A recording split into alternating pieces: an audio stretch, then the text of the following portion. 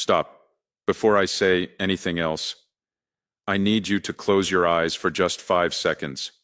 Think about the last time you felt completely alone.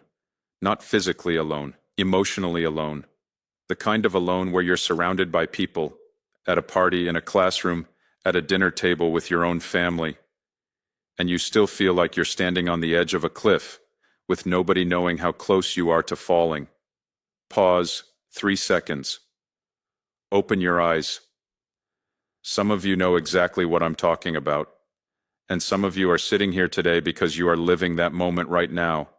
This speech is for you, specifically, personally, completely, because if you feel like this might be the end of your story, there is one truth I need you to hear before anything else, and that truth, it might be the only thing standing between you and everything you haven't experienced yet. Let me tell you something about silence, not the peaceful kind, not the kind you feel when you're sitting beside a quiet river, watching the water move, breathing easy. I'm talking about the other kind of silence, the kind that lives inside your chest, the kind that grows heavier every single morning when you open your eyes and think, not again, another day, I don't know if I can do this. We live in the loudest era in human history. Social media, notifications, news, music blasting in our ears at every moment, everyone talking, everyone performing, everyone posting highlight reels of their best days. And yet, somehow, we have never been more silent about the things that matter most, about the pain, about the emptiness, about the feeling that maybe things would be easier if you just weren't here anymore. We don't talk about that.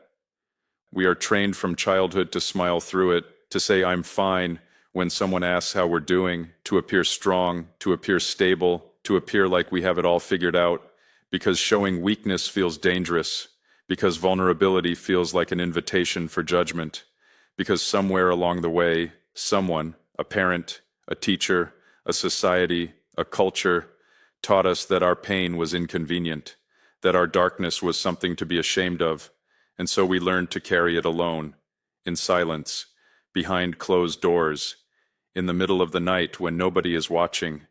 But here's what that silence does to a human being over time. It doesn't just hurt you, it convinces you of lies, and that is where the real danger lives. When you have been in pain for a long time, when you have been carrying something heavy, alone, in silence, for weeks or months, or maybe even years, your mind starts to change, not because you are weak, not because something is fundamentally wrong with you, but because the human brain, under prolonged stress and pain, begins to distort reality. It starts whispering things. And the cruelest part, the lies start to sound like truth. They start to sound like logic.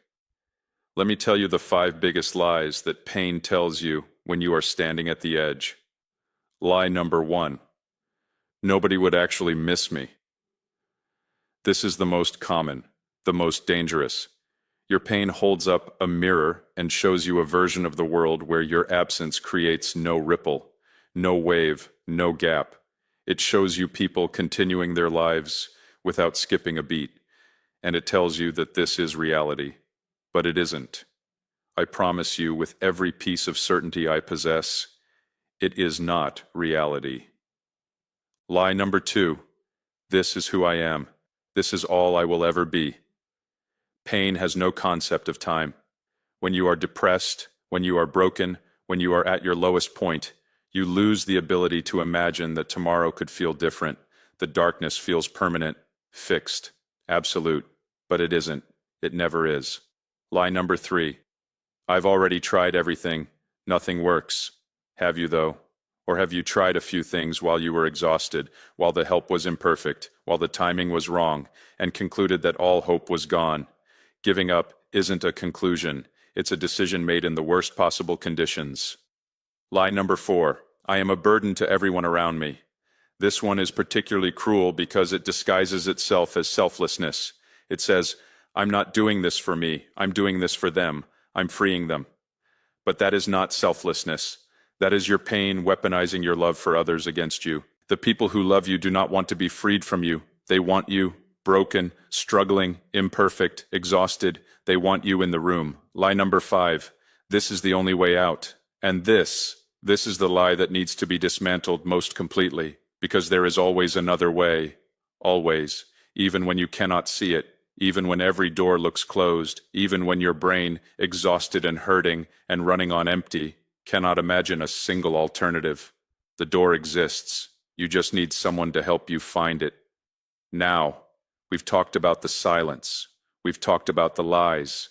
And I promised you, from the very beginning, that there is one truth you need to know. So here it is. Are you ready? Here is the one truth that cuts through every lie, every darkness, every moment of hopelessness. Your pain is real, but your pain is not permanent, and your story is not finished. That's it. 3 sentences. But let me break them down, because each one matters. Your pain is real. I am not here to minimize what you're feeling. I am not going to stand in front of you and say, think positive, or choose happiness, or count your blessings, because that is insulting. Your pain is real. Whatever happened to you, the loss, the betrayal, the rejection, the failure, the trauma, the loneliness, the years of struggling, it happened. It hurt. It still hurts. And you don't have to pretend otherwise. You don't have to perform recovery for anyone. You don't have to smile before you're ready. Your darkness deserves to be acknowledged, not dismissed. Grief is real. Depression is real. Anxiety is real. Trauma is real. You are not being dramatic. You are not being weak. You are a human being who has been through something hard, and your response to that is completely, entirely, deeply human. So the first part of this truth is simply this: I see your pain, and it is valid. But your pain is not permanent. Now here is where I need you to trust me, even if just for a moment, even if your brain is screaming that I'm wrong. Pain is not permanent. I know it feels that way. I know that when you are in the middle of it, it feels like being in a room with no windows and no doors, like it has always been dark, like it will always be dark. But think about your own history for a moment. Think about the hardest moment of your life before this one, the worst heartbreak, the worst failure, the worst day, the worst week. Are you still in it? Or did it change? Did it shift? Did something, maybe slowly, maybe unexpectedly, maybe in a way you never could have predicted, did something eventually move? Of course it did, because nothing in human experience is truly permanent. Not joy, not sorrow, not pain, not darkness. The very nature of life is change. And the person you are today, exhausted, broken, standing at what feels like the very edge, is not who you will be in 6 months, in a year, in 5 years. That person is still becoming someone, and you don't know who that person is yet, neither do I. But here's what I know. They exist. They are waiting for you on the other side of this, and your story is not finished. This is the part I feel most deeply, because I believe, genuinely, completely, without qualification, that every single human life is a story, and every story has chapters, dark chapters, chapters where the protagonist is lost, chapters where everything falls apart, chapters where hope disappears. These chapters exist in every great story ever told. Every hero's journey goes through the valley. Every sunrise is preceded by the darkest hour. Every person who has ever done something meaningful, created something beautiful, loved someone deeply, changed something in this world, every single one of them went through a chapter where they didn't think they would survive. Abraham Lincoln suffered from severe depression his entire life. He called it the hypo. There were periods where his friends hid sharp objects from him because they feared for his safety. He became one of the most influential leaders in history. J.K. Rowling wrote the first chapter of Harry Potter while she was a single mother, clinically depressed, on welfare, having survived her own suicidal thoughts. She created one of the most beloved stories in human history. Vincent van Gogh, arguably one of the greatest artists who ever lived, spent years in agony, struggling with mental illness, believing he was a failure. He sold 1 painting in his lifetime. 1. And yet, centuries later, his work hangs in the most prestigious museums on Earth. His vision changed how humans see color, light, and emotion. I'm not telling you these stories to say, look how famous you could be. I'm telling you these stories to say, the chapter you are in right now does not determine how your story ends. And the worst possible thing, the most tragic thing, would be to end your story in the middle of a dark chapter, before the light comes, before the turn, before the part of the story that even you cannot predict yet, okay?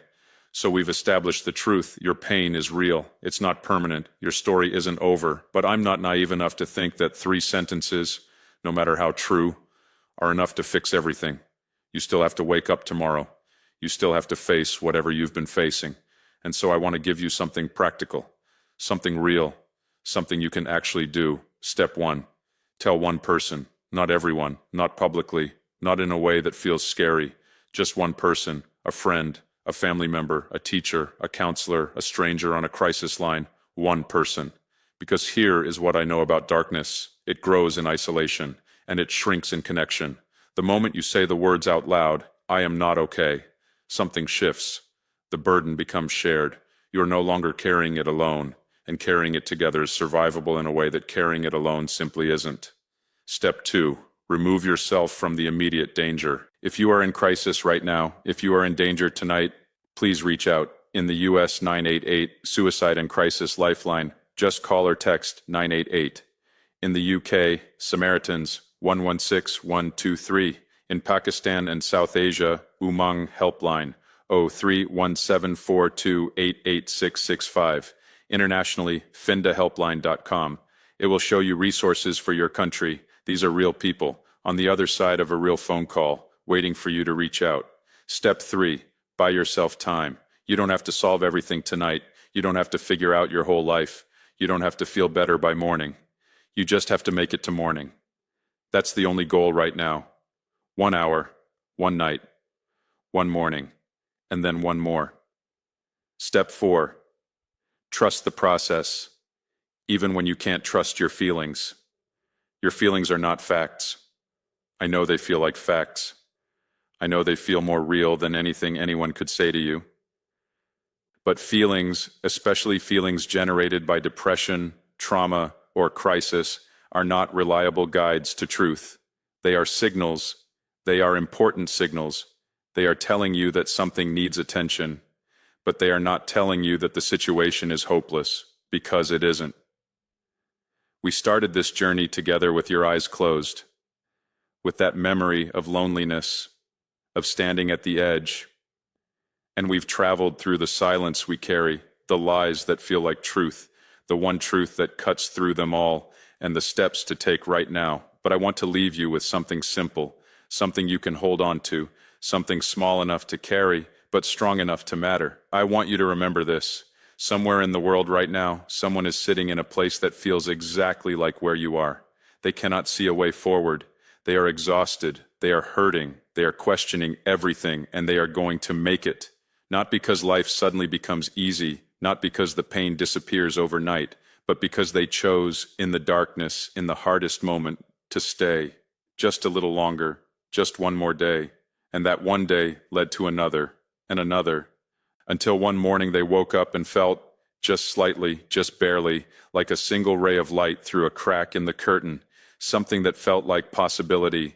And that possibility grew, and eventually became hope, and hope became reasons, and reasons became a life they almost didn't live, a life that turned out to be worth staying for. You are that person. You are the one who is going to make it. I don't know your name. I don't know your story. I don't know what brought you to this edge, but I know this. The fact that you are still here, still listening, still breathing, even if that breathing is painful right now, means the story is still being written. And the most important chapter, the one that changes everything, might be just 1 page away. Your pain is real, but your pain is not permanent, and your story is not finished. Stay. Please. Stay. If this is the end that you've been imagining, I am asking you, from the bottom of everything I am, to imagine something else instead. Imagine the morning you wake up and realize you made it. That morning is real, and it's waiting for you. All you have to do is stay long enough to see it.